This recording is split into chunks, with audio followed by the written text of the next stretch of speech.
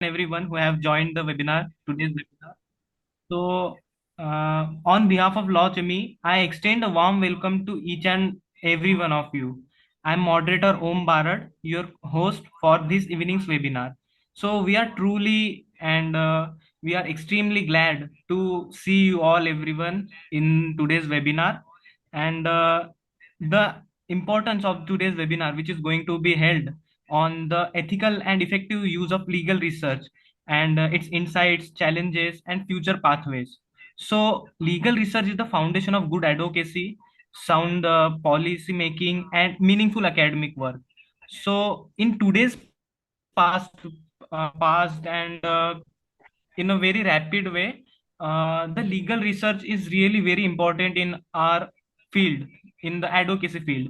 So, and many law students usually they start with the moot courts competition, their trial advocacy competition. So in that way, the legal research helps them, and also in their future career in litigation, legal research also helps them in that way also. So, and the use of AI in research, that thing also help us. So without wasting the time, I would like to introduce our today's guest, who is Mr. Anwesh Panigrahi sir. Mr. Panigrahi sir is a research scholar at the School of Law Kit, deemed to be a university, where he focuses on legal education and research methodologies. Having completed both of his undergraduate and postgraduate studies at KIT, he brings with him a deep academic grounding and a keen understanding of how legal research is evolving in India and beyond it. So we are Yes, excited to hear you from you, sir. So I would like to tell you that you can start today's webinar, sir. so very good evening, everyone. Uh, I hope I'm audible.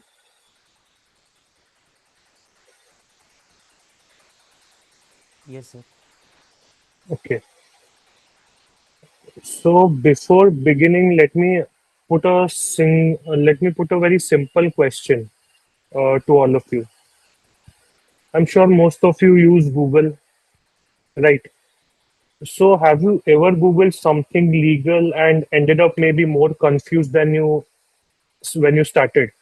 For example, maybe you needed something on bail law in India and you typed on Google the wordings bail law in India and got hundreds of articles saying each article saying something different. Or maybe you searched a legal database, let's say Indian Qanun, for cases relating to bail law in India, and you got like thousands of cases, and you had no idea which one suited your case or your legal contention the most. That's not your fault. Legal research is basically a skill, and most of us aren't formally taught how to do it. Today, we are going to break it down so clearly that whether you are a law student or a junior advocate or an experienced advocate, you'll walk away knowing something or learning something. We Today's session, we are basically going to discuss what legal research really means, how to use legal databases effectively, and how to use AI, artificial intelligence, be it Perplexity or ChatGPT, as an assistant without it misleading you. Because most of the times when you use these artificial intelligence databases, they give you misleading case laws or made up case laws, which hamper your cause in the very first place. So I hope by the end of this talk, you should feel confident that you can find the right law when you are researching in the right court and in the right format and apply it with precision. So, how many are online? So, there are 22 of you. You can unmute yourself. Let's have a formal discussion on it, informal discussion rather. Can anybody tell me what do you understand by research? Anyone? Unmute yourself and answer. What do you understand by research? Anyone wants to try?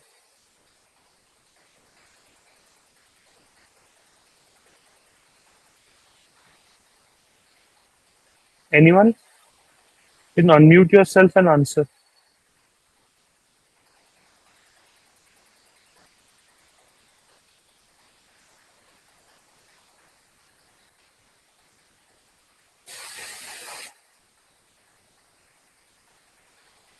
Okay. So I believe it is about finding the cause to a problem and arriving at an amicable solution. Hmm? Finding the cause to a problem. Cause as in exactly what do you mean by cause to a problem? Uh, it could be loopholes existing in a particular statute, which results in uh, either a particular offense not being punished as efficaciously No, as it should have been. there we are going, there we are being very specific. I'm asking in general, what do you understand by research? Sir, That's a I very, think yes, in-depth study about a particular topic. yes.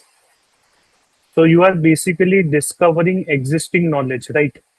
Something exists on the database and you are searching for it in order to enhance your knowledge or discover something new relating to it or maybe solve a problem, right? Yes, sir. We are studying like what is existing and what is the gap or and on what I can do research or I can. Exactly. So before you do research, what do? You frame a question, right? Yes, sir. You frame a question. The first thing you do in research is you frame a question and you find answers to your question. So research is basically a careful and systemic attempt. It's a systematic attempt. You cannot just, randomly search anything. It has to be a very careful and systematic and planned attempt to discover either new knowledge or verify something that is existing or simply solve a problem. It is why I'm saying it is a systematic thing and not a very random thing because it involves certain steps. The first step being you have to find or you have to pose a question. Without a question, without the problem existing, you cannot do research on anything random. So it's about asking a question, collecting information, and based on the information you have collected, you analyze it and reach a reasoned conclusion. Not any random conclusion, but a reasoned conclusion. So in law, legal research specifically means the process of identifying and retrieving information necessary to support legal decision making. Can we move to the next slide, please?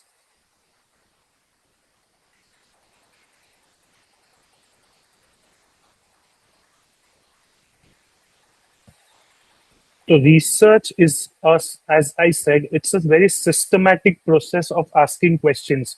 The first step being you have to ask a question. What is it that you want to find out? What is it that you have a problem with? And based on that question, you collect information. Information as to what you are seeking. Suppose you need to find a judgment on bail law in India or a judgment on possession. You go to Indian Kanun and you collect judgments for. Let's take for example, you want to find a judgment on bail law in India. So, what question can you pose? Let's, for instance, take this question as who can be granted bail. So you ask Google who can be granted bail. So it gives you various different sets of information. That's how you collect information. Okay. And then you analyze that information based on your question, on your question as on your question that who can be granted bail. And then you reach a conclusion based on that analysis of the information. Clear? Clear what research is? Research helps us to discover new knowledge, verify existing knowledge, or solve problems.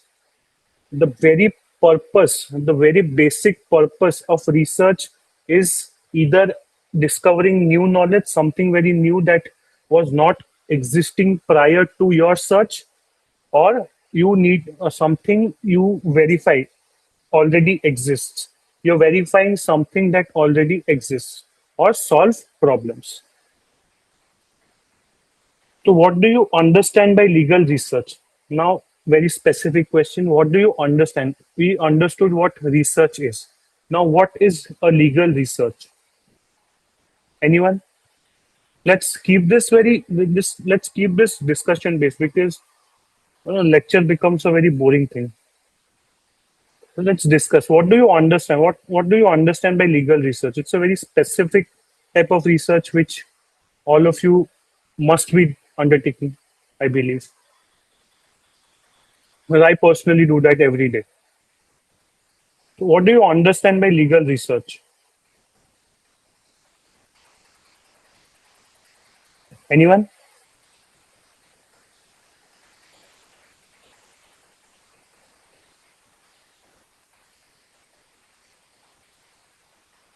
Okay. So legal research is basically the process of finding the law that applies to your problem. There has to be a legal problem before you trigger legal research. Yes. Discovery of law. Yes.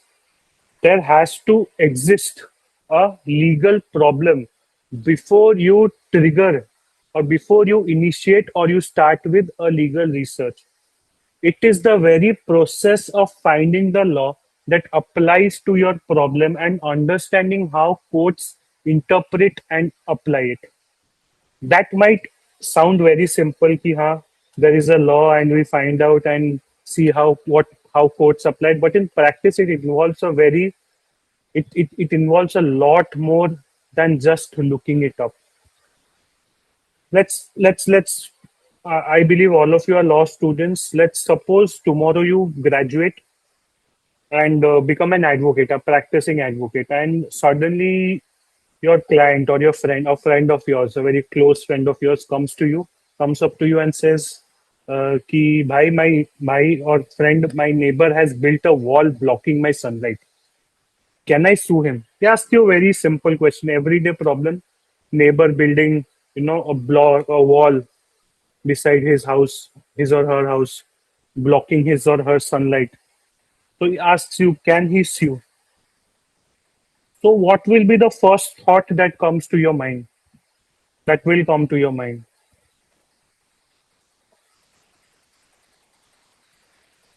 Yes, anyone? Look, there's no right answer, there's no wrong answer, they're just answers. Anyone? What will be the first thought that will come to you? What will be the first piece of advice that you're going to give to him? What is the first thing you're going to figure out? Your friend comes to you and says, "Ki my neighbor has built a wall blocking my sunlight, blocking my view. Can I sue him?"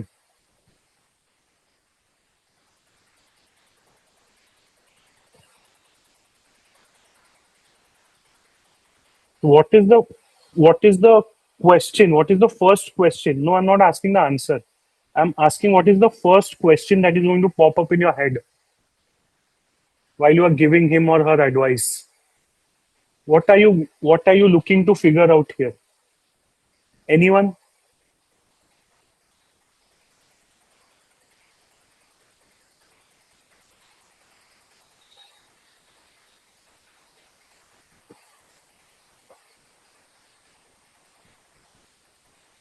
Exactly. Under which law his question comes.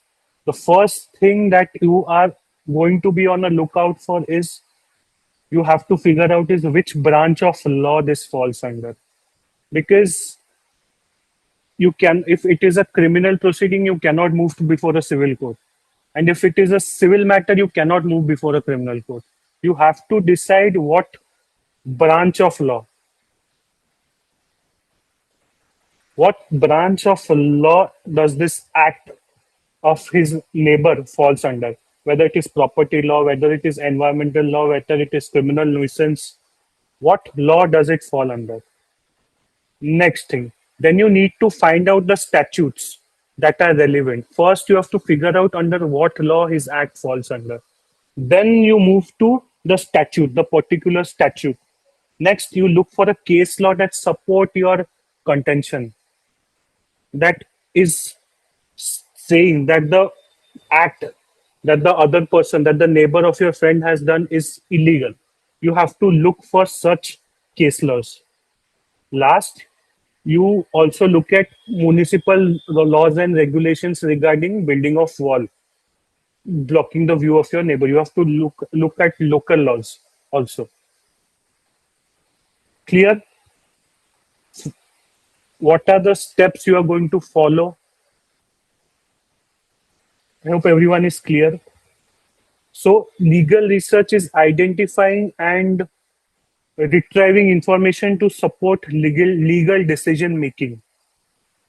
Example, finding statutes, judgments, and principles relevant to a case. So the first thing you do in legal research is find the legal problem. And in order to find out the legal problem, you have to figure out is there a law that is, the act falls under civil law, criminal law, property law. You have to figure that out. Next, when we move to the next slide. Yes, legal research is basically when we want to obtain any relief from court, we have to give some laws, judgments that support our situation. Yes. Before giving any laws, any judgments, you have to figure out what court or what relief are you seeking, whether it is a civil relief or a criminal relief or it's a revenue relief, what monetary relief, compensatory relief, or a punitive relief. You have to figure out what kind of relief you are seeking and under what law that particular act falls, because you cannot claim criminal proceedings or you cannot initiate criminal proceedings against a civil wrong. Right? Clear? Everyone clear? First, figure out under what law it is falling. Does anyone have any doubts till now? Anyone with any doubts, please unmute, and you can unmute yourself, I believe. Instead of typing messages, you can unmute yourself and we can discuss. Okay, next. We understood what research is. Now, the most important part, what are the different types of research? Research can be of various types: doctrinal, non-doctrinal, applied, fundamental, analytical, descriptive, qualitative, quantitative, comparative, historical, and interdisciplinary. Right? So, does anyone know what doctrinal or non-doctrinal research means?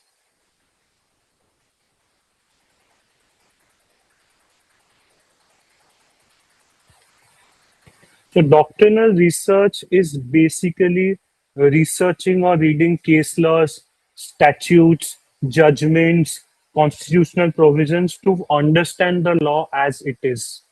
It is basically doctrine based. Doctrine, what do you understand by doctrine? Any statutes in question, any case law that you want to read, any rules laid down by the parliament, any constitutional provisions framed by the legislation. You read the law as it is, reading the statute, interpreting the judgment, studying authoritative commentaries on various laws. This is what doctrinal research means. You read the doctrine itself and read the law and understand the law as it is. For example, researching how the Supreme Court has interpreted Article 21 of the Constitution over time by reading case laws since the time Constitution was framed. How has right to life been incorporated and interpreted by the Supreme Court under Article 21 from 1950? This is basically doctrinal research. You read case laws, you read judgments, you read statutes to understand the law as it is. It is like reading the rule book carefully to see what rules. You have a rule book before doing anything, before entering into a competition or playing a game. There are set of rules that you need to follow. The rules are written in the rule book. So doctrinal research is similar to reading a rule book. You read it very carefully to see what the rules actually say rather than having your own interpretation or having someone else's interpretation. Okay, next, non-doctrinal research. We also call it as empirical research. Why empirical? Because we We conduct empirical surveys, interviews, observation. We conduct case studies. We analyze data to understand the law in action. In doctrinal research, we understand the law as it is, but non-doctrinal or empirical research is action-based. We understand the law in action, how the law is, being carried out or the law is being followed in the current times. We read it through surveys. We interpret it through, yes, like social impact. Yes, we interpret it through surveys, through interviews. We observe people and see how they follow the law. This is live action of law. For example, studying how effective the probation of offenders. You all must have read about the Probation of Offenders Act. We conduct surveys on, prisoners, or we conduct surveys on prison authorities to or magistrates to figure out or to understand how the Probation of Offenders Act is working. Rather than simply reading the provisions and understanding the law, we see how it is being practically implemented by the courts or the prison authorities by doing a survey. So that is basically the difference between a doctrinal research, wherein we understand the law as it is, and in a non-doctrinal or an empirical research, wherein we try to figure out or understand how the law is currently or practically in application. Clear? So in non-doctrinal empirical research, instead of like the previous on the previous doctrinal research, I said you read the rule book to understand the rules. Here you, instead of just reading the rule book, you go watch the game. Instead of reading the rules, you watch the game live to see if any players actually follow the rules. You have a live or you see the rules being either implemented or not implemented live. Clear, everyone? Anyone, any doubts till now?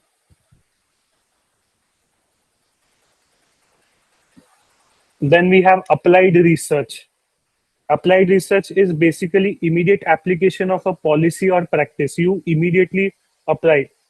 Like, for example, researching whether bail guidelines should be amended to reduce under trial overcrowding in jails. Immediate application of law, applied research. There's a problem, you immediately apply a law to solve a problem, applied research. It is very specific. It is aimed at solving one specific applied problem. There's a problem, you apply a law, you solve it. Applied research. Then comes fundamental research or pure or theoretical research. It is basically a research done to expand knowledge without immediate practical application. Basically like building theories, concepts, or philosophy of law. Like, for simple examples, studying the theoretical basis of natural justice, or why punishment, or how and why punishment theories evolved. You are not putting it into application right away. You're just studying to build your knowledge base. Clear? Like, simple, scientists studying stars. Maybe that won't be of immediate use to them, but it builds an understanding of the universe in them over time. This is fundamental or pure research, wherein you do it in order to enhance your practical knowledge or expand your knowledge. Next comes analytical research. What does analytical research means? You use logic, use reasoning, you critically analyze to form conclusion. Very much straightforward. You analyze. There's a problem in front of you. You critically analyze and interpret existing facts or doctrines. What courts do? Facts exist in front of them, evidence is given to them, they analyze it and come to a conclusion. Clear? So you are so simple one. Another simple example: you analyzing why rape shield laws in India are not fully effective in protecting victims during cross-examination. There are rape shield laws wherein you cannot character assassinate the victim. You cannot ask any questions relating to her previous sexual history. These are known as rape shield laws. But during cross-examination, some advocates In order to bring out the truth, ask such questions. So why are they asking such questions instead of rape? In spite of rape shield laws being there, you critically analyze that. That is what analytical research is. You critically analyze something that is existing but not fully effective. Why is it so? You do it through analytical research. You analyze the problem. You you try to take out logical reasoning and critically and logical and reasoning, logical and critical reasoning to such existence of problems. Clear? Anyone with any doubts? You can unmute and ask. Anyone, any doubts? Okay. Next, descriptive research. What do you understand by descriptive research? Descriptive research is nothing but a research that describes a situation, institution, or legal framework as it exists. For example, you want to describe the current legal system in India, current system of legal aid in India, and its challenges. So how do you go about it? You write a report. You take examples. You read about the system and write a report that says here is the current state of affairs. This is descriptive research. You're basically describing what the current system of legal aid in India is and what are the problems existing. You are not doing any analysis. You are not doing any, not solving any problem. You are just describing what the problem is through your report.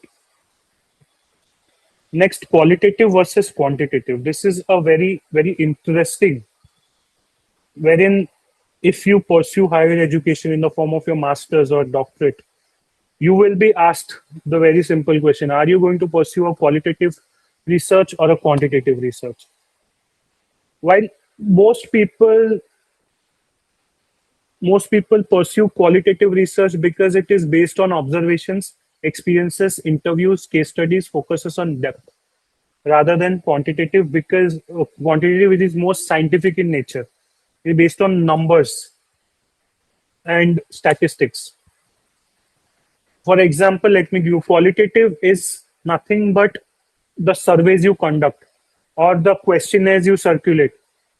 You are writing a paper, you frame wherein you want to take the experiences of advocates on a certain law. Suppose rape shield laws. You want to take the opinion of advocates and you circulate questionnaires, or you conduct interviews, you face-to-face interviews with advocates as to what they think about the current rape shield laws in India. That is qualitative, wherein you conduct surveys, interviews, observations, and write a paper based on those observations. That is qualitative research. Whereas quantitative research is numbers, like analyzing high court orders from a certain period, right from 1990 to 2024, to see patterns. Very scientific in nature. You study numbers. You try to figure out the pattern of how the High Court has given bail throughout the years, starting from the very 1990 to 2024. You read numbers. You statistically analyze. You measure data, which is a very scientific approach to research. Next, comparative legal research, basically comparing the legal systems of different countries and the practices carried out by the countries, and then bringing it together, the best of those countries, and putting it in your system. Like studying how India, UK, and US handle cross-examination rape trials and bring their best practices into the Indian legal framework. The purpose of conducting or the conducting comparative research is to learn their best practices and bring it into practice here, in case any gap is existing in our very own system. So that is comparative research. Historical research, basically you study the history of a particular law, how it was brought into picture, why it was brought into picture, why it is existing, the very history of that legislation is called as historical research. It is the simplest form of research, and if you want to pursue your PhD in this, you the easiest form of research you can do is historical research. Why a particular law is existing, you can read its very history from the very starting and easily write a paper. You understand the context, continuity, and any change that has been brought in the law by studying its history. Interdisciplinary research, for example, combining criminology with economics, or combining sociology with psychology and criminology. Psychology and criminology, that is interdisciplinary research, wherein you combine two disciplines to carry out your research. Everyone clear with the various kinds of research? Anyone has any doubts with the types of research? So could you please elaborate on fundamental research? Fundamental research, okay. Fundamental research is basically what you do, like scientists study the stars. At the very moment, there is no problem existing. You just want to enhance your knowledge on that particular area. It is the purest or the theoretical form of research. You are doing to expand your knowledge, expand your sphere of knowledge. There is no current problem existing. Suppose you want to study bail laws in India. You do research on it in order to expand your mind or your thoughts. There is no problem existing in the current bail laws in India, but you want to expand your zone of knowledge, your sphere of knowledge. You do carry out fundamental or pure research or theoretical research. You read the theories and expand your knowledge. You do not need to practically apply it anywhere to solve any problem. You just expand your sphere of knowledge. Clear? Yes, sir. So another doubt, like, is there Ah, any difference between doctrinal research and descriptive research? Like, both are similar. doctrinal uh, doctrinal research is basically you do it's a what do we say? Descriptive research comes under the ambit of doctrinal research. Doctrinal research is basically you read the doctrines as they are, and descriptive research is it basically describes a situation. And so doctrinal research is the you've studied it comes on like culpable murder comes under the ambit of culpable homicide. If you have read murder and if you have read the difference between culpable homicide and murder. So Yes, sir. descriptive research is basically a follow up or a is a part of doctrinal research. Clear? Yes, sir. So research is not just for professors or PhD students. Every lawyer does research. Even every law student does research. It is very important for even law students to do research, whether preparing for a case law for a moot court competition, you do research. Preparing for a trial advocacy, preparing for exams, even you do research. Suppose you have an exam tomorrow and your teacher has not taught a particular topic that you think is important. You do research on it, right? You read about it from the internet or from YouTube. You watch YouTube videos and or read books, read anything. That's a research. That's your research. So basically, research is important for everyone, not just for professors or PhD scholars. It's important for lawyers as well as law students. Doctrinal research tells us what the law says. Non-doctrinal research shows how it works in real life. Applied research solves problems, while fundamental research builds long-term theories. Together, they make a law living and breathing discipline. Clear? Anyone, any doubts till now? We'll move to the next slide.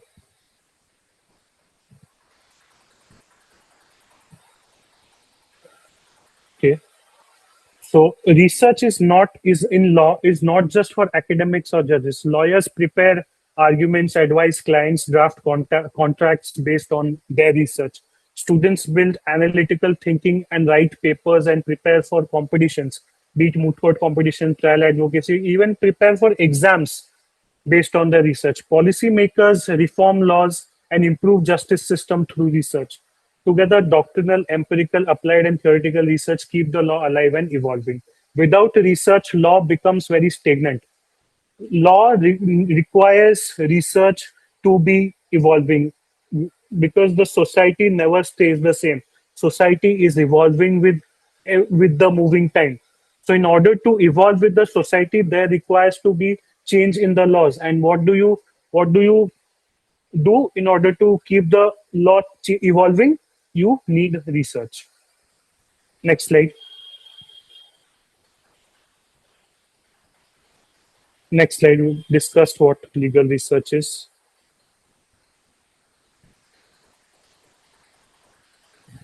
Next slide. Okay, intricacies. Okay, stay here. So, what are the intricacies of legal research? Now, here it gets very tricky. You need to you need to keep a clear mind while understanding. There are three things you must remember here. Law always changes with time. The parliament passes amendments, courts overturn older cases, and sometimes new rules come into force. A case from 2014 might have been the gold standard back then until a 2023 Supreme Court judgment changed everything. For example, back in the 2000s, adultery, Section 497, adultery was a punishable, criminally punishable offense. The law of adultery or the offense of adultery was punishable under Section 497 of the Indian Penal Code. Then came the Joseph Stein judgment, which decriminalized it. So if way back in 2010 you were reading an article on adultery and how is it punishable, and now you want to write a paper on it, you cannot depend on that 2010 written paper because the law has changed, the law has evolved, the law of adultery has been decriminalized. Clear?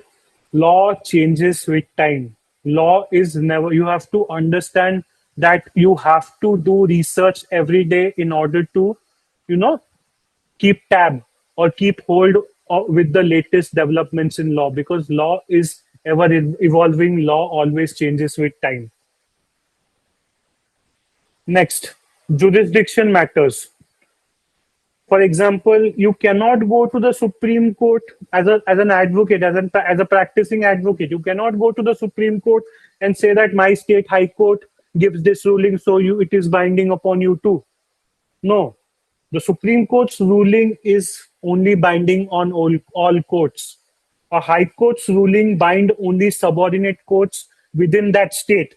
Suppose Delhi High Court judgment only is binding on the subordinate courts in the region of Delhi and not in the state of Madhya Pradesh or state of Odisha. Outside that particular states, they are merely persuasive. You can pursue using those judgments, but they are not at all binding or they cannot be followed by the word. In Supreme Court, you cannot give a Delhi High Court judgment and say that Delhi High Court has held this, so you have to also hold this. The Supreme Court judge will dismiss your case and throw the file on your face. Only the Supreme Court's Supreme Court judgments are binding on all courts. In any of the High Court, you can say that Supreme Court says so, hence the law is so.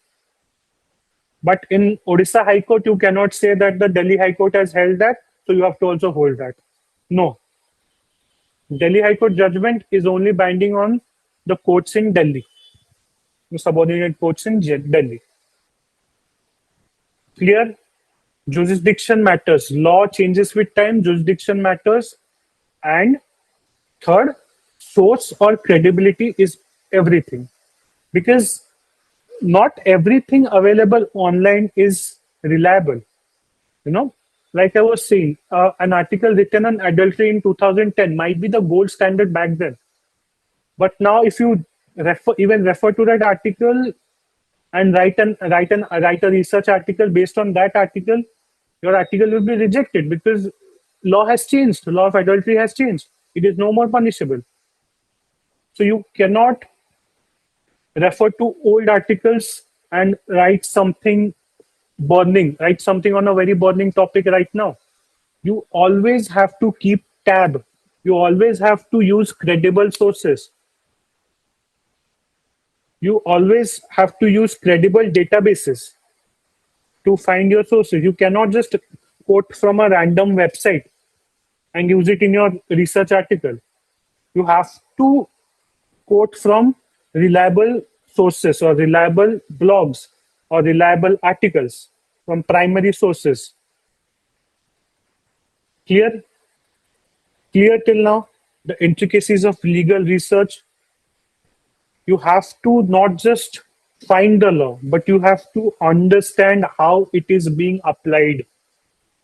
Because law is dynamic, jurisdiction matters, and sources can be primary or secondary, but not random.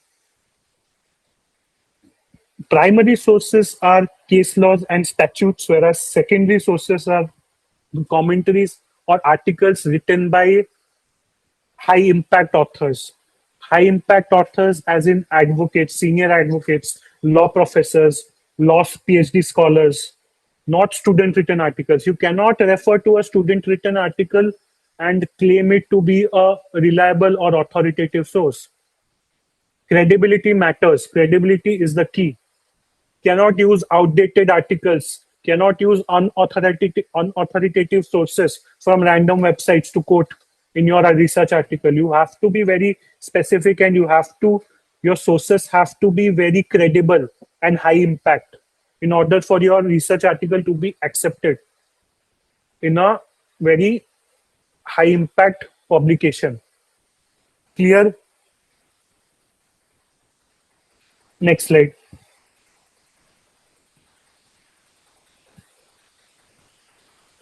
So I'll give you a 6-step formula. This is very important to understand. This is my 6 steps formula of doing legal research. Yeah, this is how I do legal research. I have listed it down for you. So the first step, it involves 6 steps. Okay, the first step is identify the exact legal problem. Instead of revolving around the problem again and again, you try to find out what exactly is the legal problem. You identify the exact legal problem. Don't start with a vague search. Be precise. Instead of googling bail NDPS Act, you Google, can anticipatory bail be granted for a small quantity of drugs under the NDPS Act despite the Section 37 restrictions? Section 37 of the NDPS Act imposes certain restrictions on grant of bail by the concerned court, by the special NDPS court. So instead of being vague, you identify the exact problem. What your problem is, you are seeking anticipatory bail in an NDPS case. So instead of Googling or instead of searching bail NDPS Act, which is very random, search or be precise, like ask, can anticipatory bail be granted for a small quantity of drugs under the NDPS Act despite Section 37 restrictions?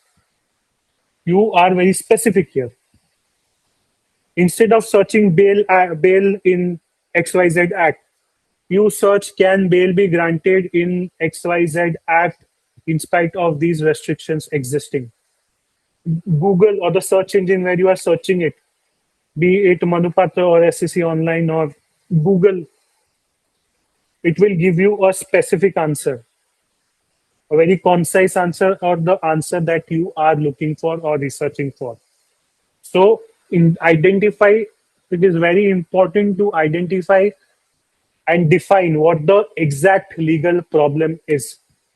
Without identifying the exact legal problem, without defining it, you cannot do research. Clear? Anyone has any doubts in this step? Because this is very important. The 6-step method or the steps of legal research, these are very important. Anyone has any doubts? Instead of vaguely putting in any random thing, you put in exact, precise words as to what you are looking for. Clear? Yes, Next, sir. next, break it into sub-issues. Same example. NDPS Act, bail laws, bail provision under the NDPS Act. Break it into sub-issues. What are the restrictions that Section 37 talking about? What has Supreme Court said about quantity, small quantity, large quantity, and how have high courts applied it differently? These are the sub-issues. Instead of the one big problem, you break it into sub-issues and try to frame it. You break it into legal questions, separate legal questions. Can bail be granted in section? Can bail be granted in Can in NDPS Act despite section 37 restrictions? Break it. What does section 37 say? What are the restrictions that the Act places? What does Supreme Court tell about bail? How has the Supreme Court interpreted bail in the NDPS Act? How have high courts applied it? This is how you break the main problem into sub issues. Right? Clear? First step, identify the problem. Second step, break it into small legal questions or separate legal questions. Instead of that one big complicated question, try to break it down into smaller questions or smaller legal issues. Third step, identify relevant sources. What are your primary sources? What are your secondary sources? Primary sources is the act itself, the statute. Then case laws, High Court judgments, Supreme Court judgments, these are your primary sources. What are your secondary sources? Law Commission reports, any commentaries on that particular act, any journal articles written by high impact authors. You identify your sources from where you are going to do your research. Case law databases, statute, journal articles, commentaries, law commission reports on that particular act. These are your relevant sources from which you are going to research. So identify relevant legal sources. Next, search systematically. Use databases with keywords and filters. Don't just randomly scroll. What are keywords? NDPS Act, bail, 37 restrictions. These are your keywords. Instead of merely Googling bail, NDPS Act, you highlight, you emphasize anti-bail, NDPS Act, Section 37 restrictions. These are your keywords. Keywords are the words based on which you are going to get your results. So you have to, search systematically. Suppose on SC, you want to search case laws on rape laws in India. Can bail be granted in a Section 376 offense, 376 IPC offense? So what are your keywords going to be? Bail, 376 IPC, right? So you have to search systematically, use keywords and filters. What is the benefit of using keywords and filters? You will get, instead of getting 1,000 judgments on that particular problem, you will get 100, which makes your job a little bit easier. Right? Clear?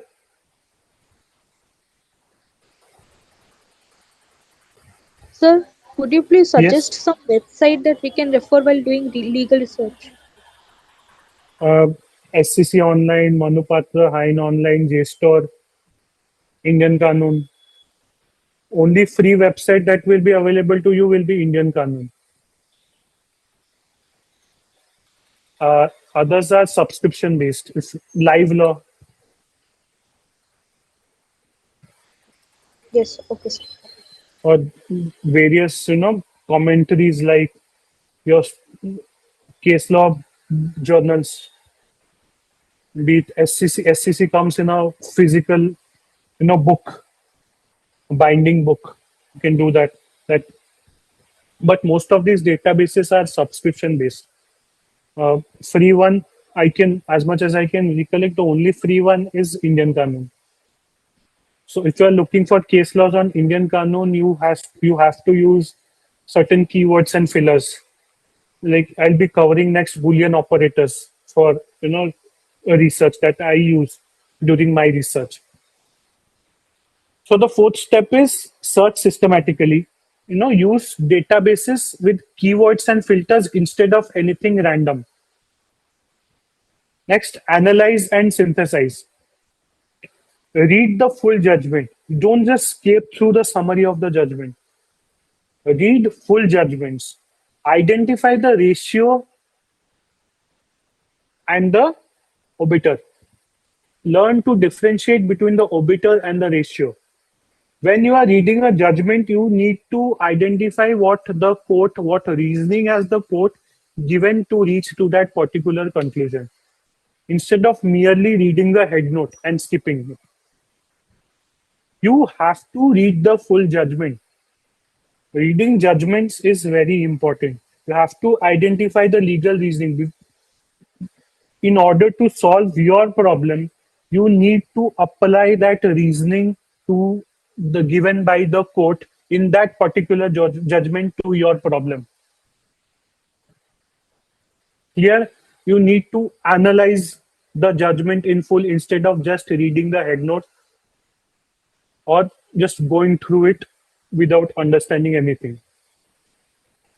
Compare those case facts with your own case facts. If you do not read the judgment in full, how will you know that particular case is relevant to your problem?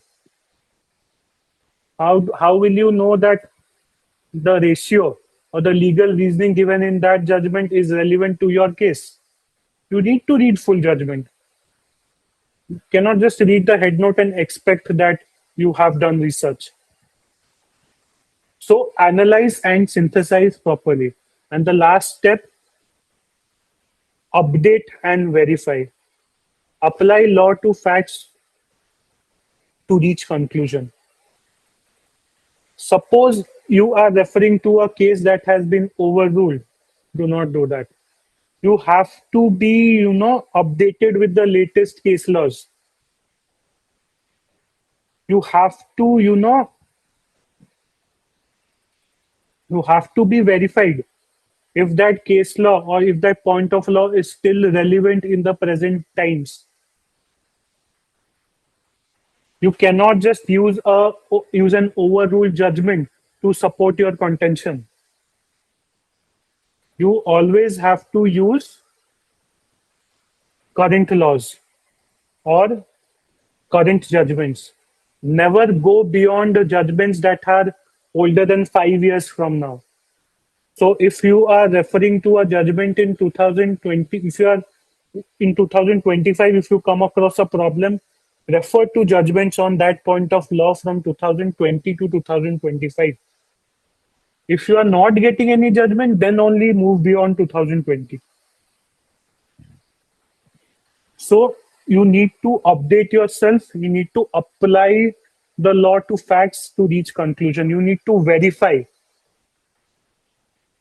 as to if the law, if the case law or the point of law you are reading is currently valid or has it been overruled.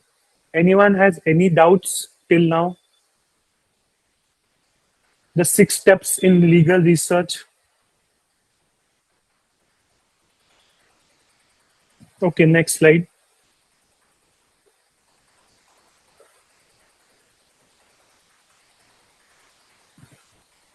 So what are the various legal databases that you can refer to? Indian ones are SCC Online, Manupatra, and Indian Kanun. SCC Online and Manupatra are, subscription based, wherein you have to pay money in order to use them. And Indian Kanun is free of cost.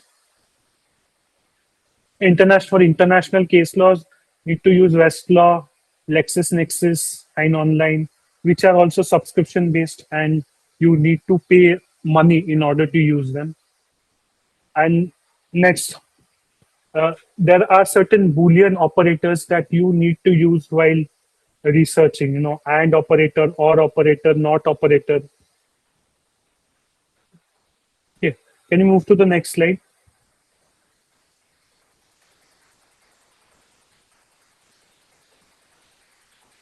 Next slide.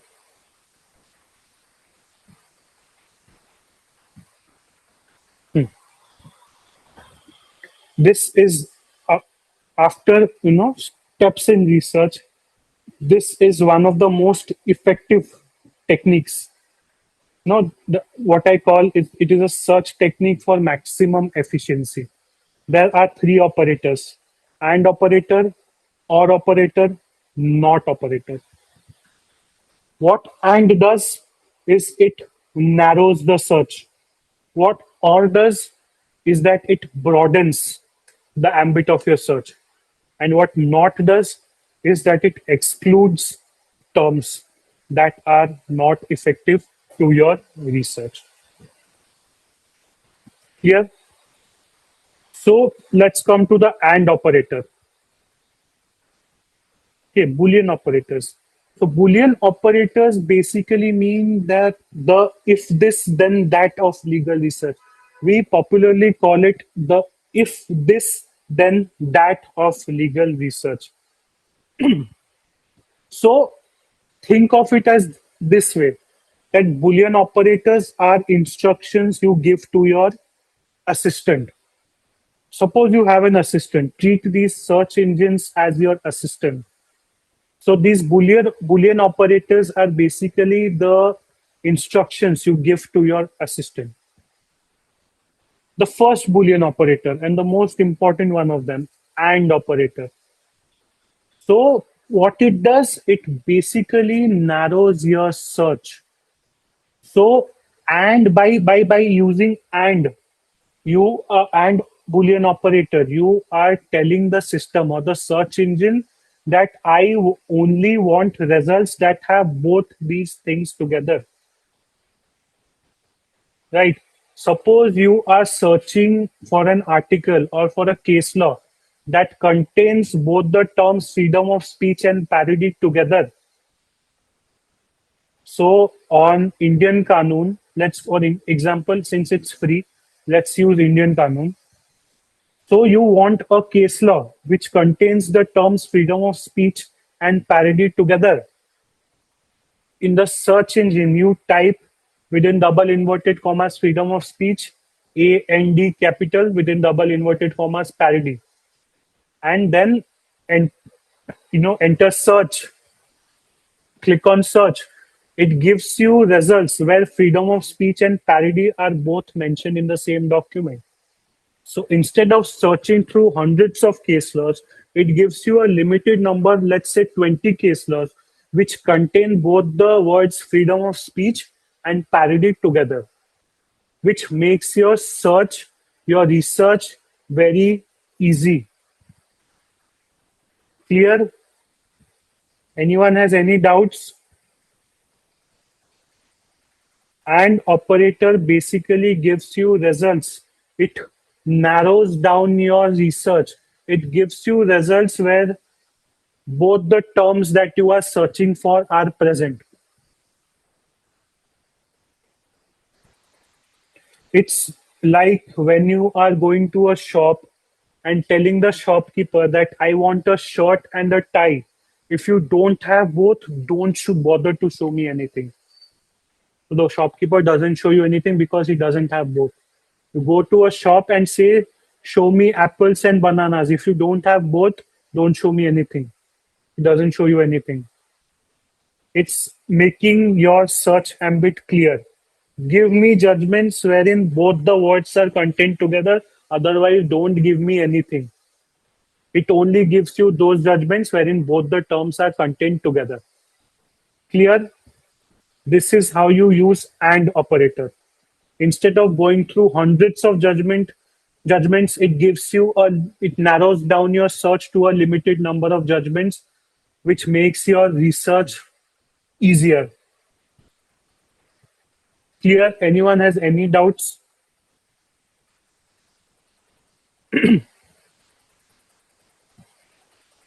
Okay.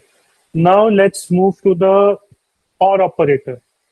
So what OR operator does is it broadens your search, your research. For example, it's like you are saying, I'll take either of these terms. I don't mind which one appears. Suppose you are searching from freedom for a judgment which contains either freedom of speech or satire. So you enter freedom of speech within double inverted commas, capital O, capital R, satire within double inverted commas. It gives you judgments or it gives you results with either freedom of speech or satire or both.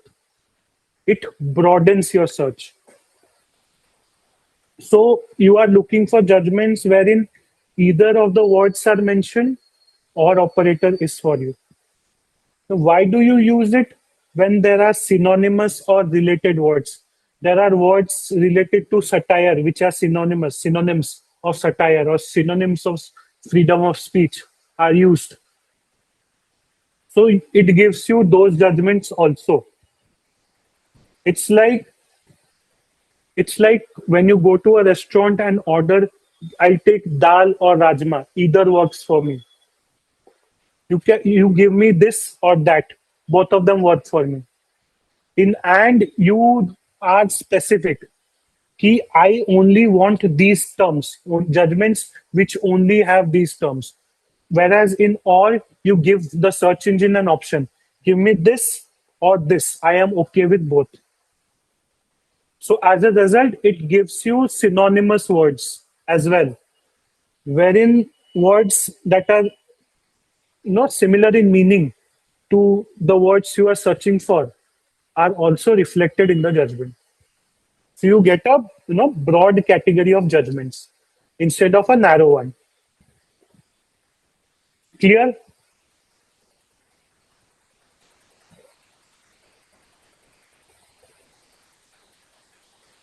Everyone clear? Any doubt? Yes, sir, no doubt. I hope all of you put this into application to the otherwise you'll forget. The and, the or, and next not. It is also very important. It excludes terms. It specifically excludes terms. It's like you are saying, give me results with this, but throw away anything else that contains the other term. For example, you type defamation, not criminal. Gives you results on defamation, but avoids anything that mentions the term criminal. You want defamation cases, but if you type defamation, defamation is of two types: civil defamation, criminal defamation. You want civil defamation cases or simply defamation cases. So you type defamation, not criminal. So it gives you defamation cases which are either civil in nature or plain in nature, but excludes everything that contains the word criminal. It's like going, another example, it's like going to a tea shop and asking the tea seller to give you tea without the sugar. Telling give me tea but no sugar. Clear? Give me something but do not include the other thing. Clear? Everyone clear? The three most important and effective words while doing legal research. These are shortcuts to research. What I am giving you in the form of Boolean operators now is what we call in research language shortcut to legal research.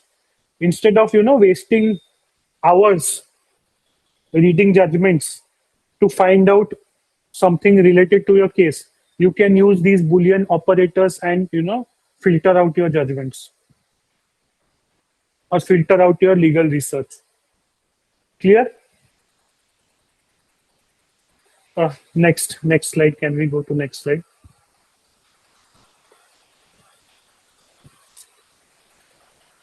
Then wildcards. Catch all versions of a card or catch all versions of a word. So if you use asterisk with a particular word, for example, child, it will give you results that uses the word child in various forms like child, children, childhood, care. So you do not miss out on anything. You use asterisk to avoid missing results because of small changes to a word. Suppose you are searching for case laws on child, and in a particular case law that might be important to your problem, children is written instead of child. So when you search child, that judgment won't come. But if you use child with an asterisk mark, so every word related to child, be it child, children, childhood, childcare, it will come in the search result. So you will avoid missing out anything because of small changes to a particular word. That is why we called it a wild card. You do not miss out on anything just because there is a small change of word in that particular judgment that might be important to you. Clear? Next, proximity search. What is proximity search? Like you are searching for words that are close together. Suppose you are searching for judgments wherein the terms arrest warrant is there. Right? Arrest warrant. So you type arrest W/3 warrant and it finds out judgments or documents where arrest appears within 3 words of warrant.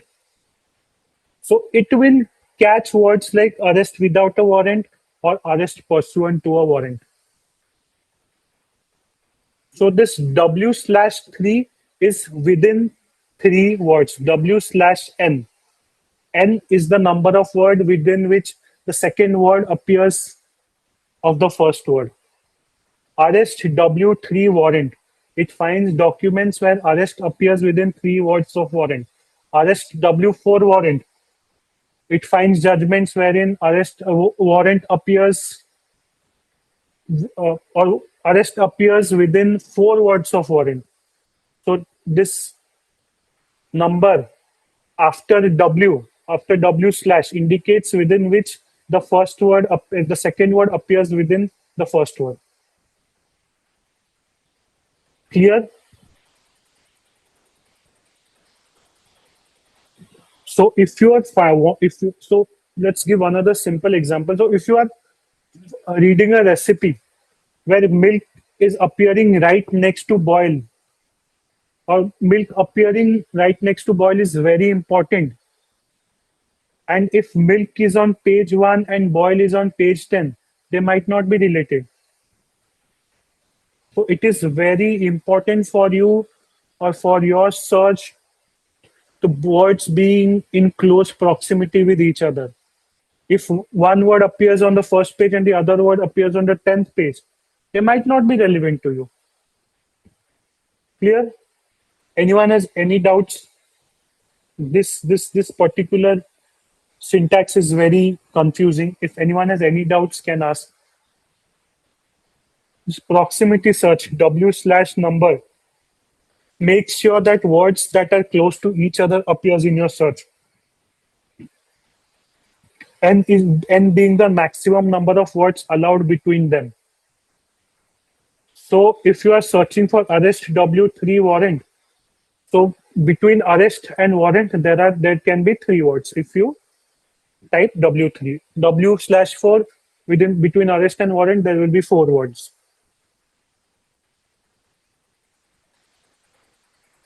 Clear? Anyone has any doubt with proximity search? The very purpose of proximity search is to make such judgments or documents available to you, wherein the words, instead of the words are not close to each other, very close to each other, but are within certain proximity or ambit of each other, or there are certain other words between those 2 words. So it helps you find such documents. And then there are filters, wherein there are options of narrowing down your judgment by year, which court it was pronounced, by which judge pronounced that judgment, the bench size, the subject being criminal law, civil law, constitutional law, matrimonial law, the subject matter, bench size, constitutional bench, division bench, single bench, which judge, if you are searching for a particular Bombay High Court judge's judgment, so it gives you an option to type in the name of that judge. Which court? Suppose you are searching for a Delhi High Court judgment, type Delhi High Court, or Bombay High Court, or Supreme Court. Which court judgment you are searching for? There is option in the filters. Then which year? Suppose you are searching for a 2021 judgment. You type in the year. So these filters help you to filter out on unnecessary judgments and find out specific judgments or documents. Oh, next slide.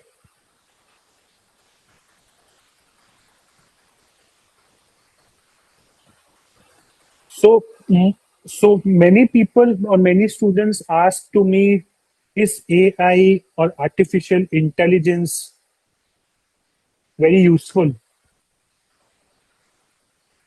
So the answer is very simple. Don't treat AI as your teacher. Treat AI as your junior associate or your assistant, wherein you pour in a big messy mixture and it gives you a simplified solution. You ask AI you give the problem to the AI and ask it to simplify it. But at the same time, do not trust artificial intelligence blindly. Verify every case law, every article, every citation it gives you on reliable databases. If you blindly depend on AI, it will give you made up judgments. It will give you false and fabricated case laws and articles, which will do nothing but embarrass you.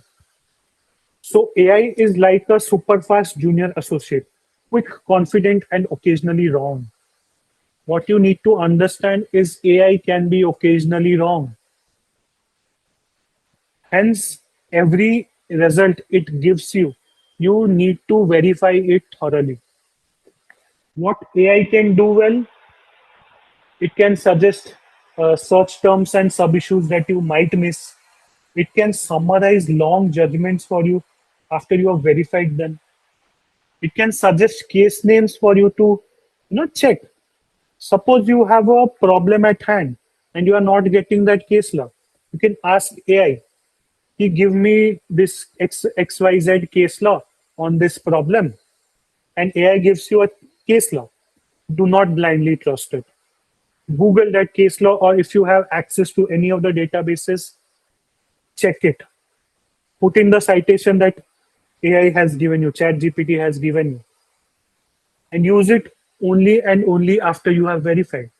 So use AI as your servant, not your teacher. Use AI as your assistant. So what is the safest way to use AI?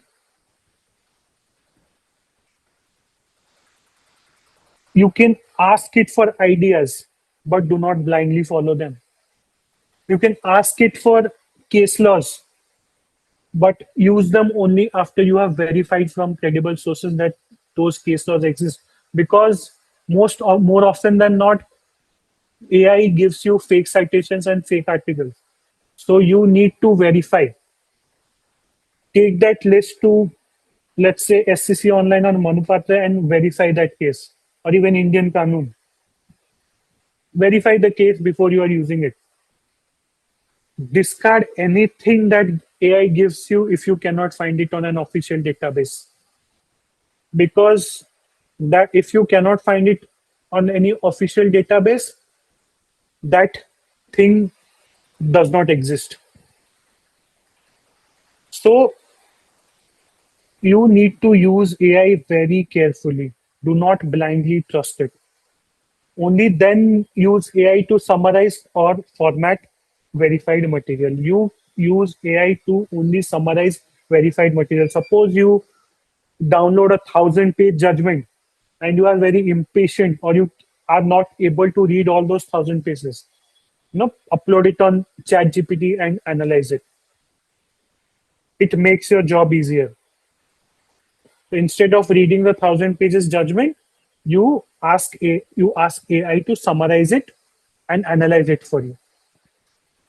But again, you have to give certain command to the AI. So, like if it gives you the summary, you give a command to the AI as to which line of the judgment this particular, or in which paragraph of the judgment this particular thing is written, and you cross verify from the judgment in that particular paragraph or line. Do not blindly trust artificial intelligence. So what are some of the examples of uh, databases or artificial intelligence databases where you can find relevant precedents? ChatGPT, CaseMind, LawLens. LawLens is pretty up and coming. When I have used one, I've used LawLens database to write a research article which has been published in the Indian Journal of Criminology and in New Delhi. So I have used LawLens to get summaries of judgments, which I have analyzed in one of my research articles.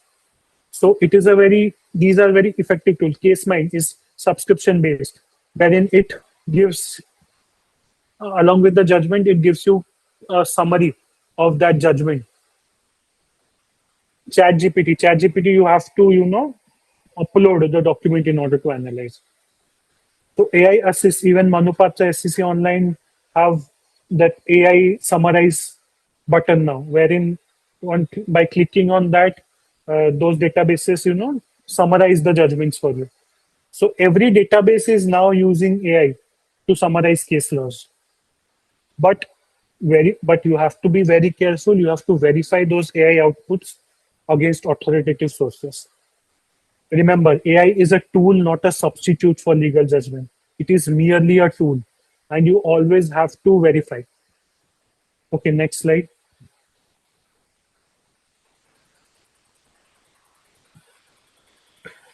You and these are certain ethical and practical considerations. Always verify the authenticity of legal sources. Do not blindly trust artificial intelligence or a random article on a random website. So respect copyright and licensing restrictions. While writing an article, you always have to verify. You have to give credit to the original owner through footnoting. Do not blindly copy paste. Give credits where it is due. Avoid over reliance on secondary sources. Instead of relying on judgments, do not rely on commentaries on those judgments or articles on those judgments. If you are finding relevant judgments, cite those judgments instead of any commentaries on those judgments. Keep research and notes organized for future reference. Suppose today you are reading a judgment. Okay, make sure you make notes on it so that tomorrow you do not forget. Your article is due for submission in 10 days, and today you are reading a judgment which you have to summarize in your article. Make notes on it. Otherwise, there is every chance that I have this habit of forgetting. When if I read something today, if I do not note it down, I forget after reading something else. So it is very important to I have this habit of making notes if I read something, I make sure that I note it down somewhere. So make this habit of, you know, noting down whatever you read so that you do not forget, and stay updated because law changes every day. With evolving time, with evolving society, law changes, new judgments come which overrule the old laws and old judgments. Always keep updated with the law. Keep researching. These are some of the golden rules. Keep researching, stay updated. The last slide. So the legal research is both an art and a science. Art, how? You have to frame a problem. Science, how? You have to, you have to frame systematic steps to reach conclusion to that problem. Framing a problem is an art. Reaching a conclusion through systematic scientific steps, logically analyzing, finding conclusion is science. So legal research is both art and a science. You form a problem, you reach a solution to that problem through systematic steps, scientific research, analysis, logical reasoning. Mastering it requires practice, patience, and precision. You cannot become a researcher in one day. You have to keep reading, you have to keep proofreading your reading, you have to keep researching, you have to keep practicing, have to keep patience. Suppose you are not getting something today, keep researching. Tomorrow, definitely you will get. Use technology blindly. Do not use technology blindly, use it wisely. Blend traditional and modern methods. Read books and at the same time refer to online sources. Books are as important as online sources. So do not give up this habit of reading books. Read books, use AI, use online sources, but make sure you do it you do it wisely and do not trust online sources or AI blindly. Aim for depth, accuracy, and clarity in every research task. Go deep into your research. Do not do it just for the sake of doing. If you are passionate about research, do it accurately, do it religiously, and bring clarity, because research has aided so many researchers to bring in new laws. There have been researchers who have been part of parliamentary committees for making laws. They have drafted laws, they have researched on those laws. So if you do research religiously, maybe your point of research will become a law tomorrow. You never know. Maybe your research paper will be cited by Harvard Law School or other law schools abroad or NLUs. So aim for depth, accuracy, and clarity in every research task. So the next time you research, remember, don't just find a case. Find the right case in the right court with the right status. So that's all for today. Thank you everyone for joining. If anyone has any doubts, feel free to ask.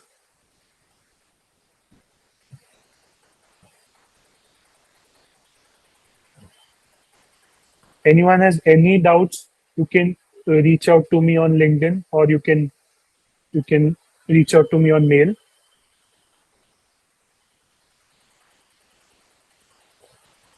I hope you learned something today from today's session, and that's all from my side. Thank you so much, everyone, for joining in. Yes, uh, and as we come to the close, it is a privilege to give a thanks on behalf of the law of India. Important to express my sincerely gratitude to Anwesh sir that he gave to in of how technology was made, and from not of view of an advocate, from the point of view of the law student, each and every person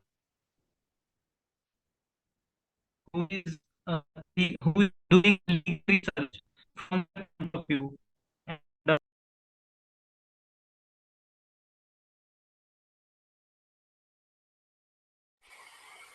So thank you so much, everyone. I'll take your leave. If anyone has any doubts, feel free to reach out. Thank you. Thank you so much, sir.